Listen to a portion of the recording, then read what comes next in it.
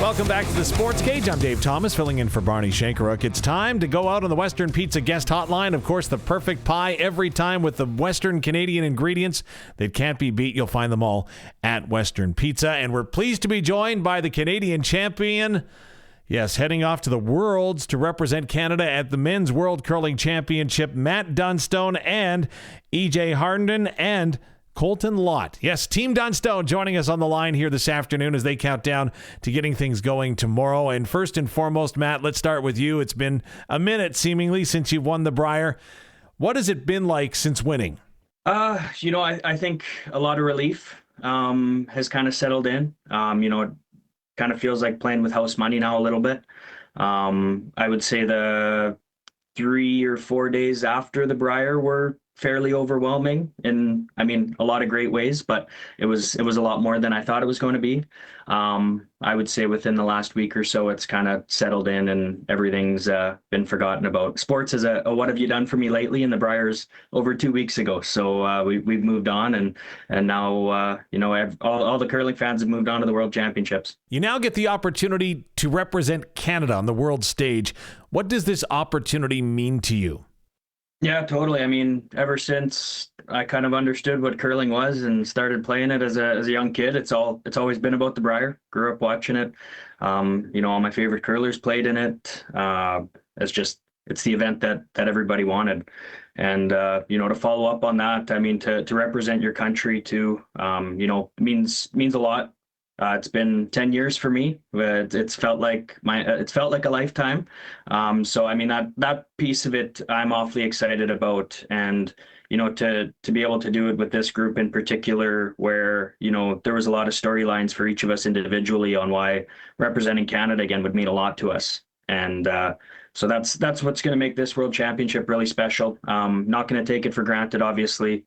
And Canadian curling's been on a nice little stretch here, and I'm excited to be a part of that, and hopefully continue that run that we've been on. You mentioned your team and the storylines, Matt. Let's talk about the team and bringing together EJ and Ryan Harnden to your front end to really help anchor and solidify your lineup. What has their addition meant to your team? Yeah, truthfully, I was laughing because I was thinking about all the pranks and stuff that they pull on us on the road. And I was just thinking about how Cups had to go through that too. So that's truthfully why I was laughing. But yeah, I've said this before, like for me, it was 2013 at the trials was, sitting watching these guys in the crowd was, when for me, it was like, man, like, I want to do this. And, me and Colt had won our first Canadian junior at the time. So we were trending, and watching those guys win and play with that energy, is something we hadn't really seen in the sport before. It was very exciting. So that event for me was like, yeah, like this is something I want to pursue. And then obviously to have it come full circle, and play with these guys and win with these guys. Very, very cool moment. And, I was actually thinking in the hack in the ninth end in that Brier final, when we had that double to take two to go up three coming home, I was literally sitting in the hack and just thinking about how in 2013 Cups had this very similar shot to go up three coming home in that trials final as well.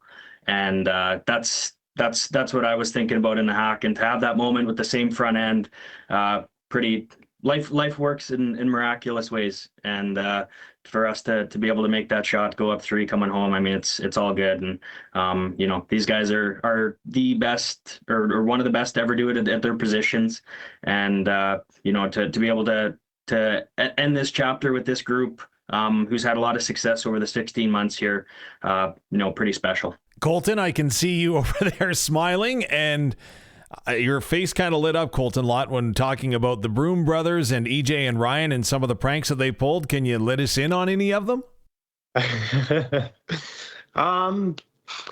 guess a very main prank that they love to do is take. It depends if we're staying in a hotel room. They'll either take our clothes and just like hide them, shoes, or they'll take some of the coffee stuff, all that's all ready to go, and shove it in our blanket and pillowcases and all that kind of fun. And then we find it way later when we're going to bed. And the thermostat. Don't forget about the thermostat. Oh, yes, the thermostat. Yeah. Yeah, they like to crank up the heat in the room. EJ, thanks for chiming in there. We will get to you in a moment.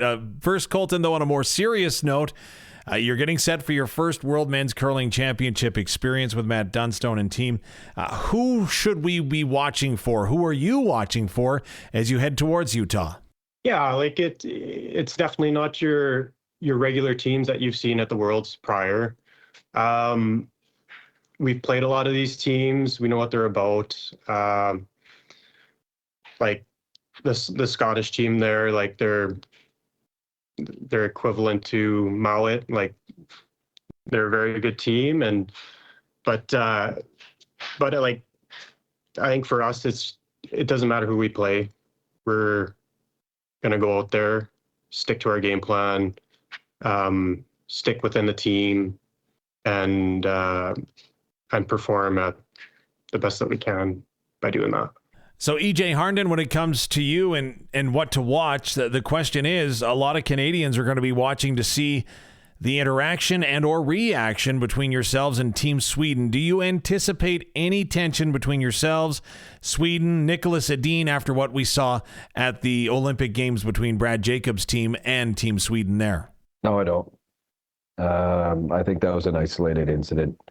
And I don't think it has sort of any relation to our team and to what transpired. So I honestly haven't even thought about it. And so I don't see it being an issue, and I don't even see it really coming up in any way, shape, or form other than it being brought up by others. We have a great relationship with that team.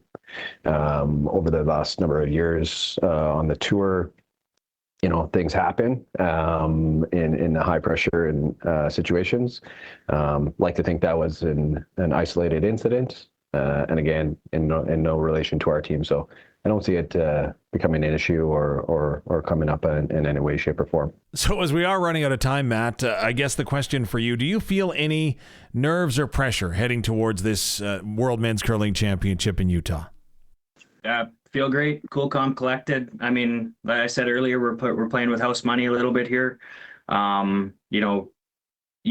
beautiful part about Canada is it's hard to get out of the country and represent the country, but having played in those events to do so, there's no better preparation for these types of events. When you get to play in trials, finals, Brier finals, the atmosphere that you feel in those events are the biggest atmospheres that you can feel in the sport.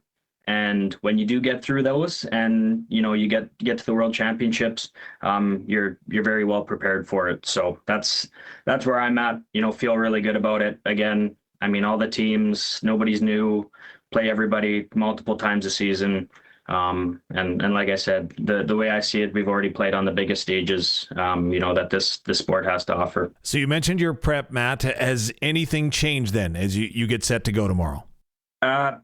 I mean, no different, truthfully. I think just taking the extra couple days off, maybe just from, celebrations in the media whirlwind that we had. But truthfully, it's, preparing no differently for this than I would a Brier, than an Olympic trials, any of those major events. I mean, it's tale as old as time, but, less is more.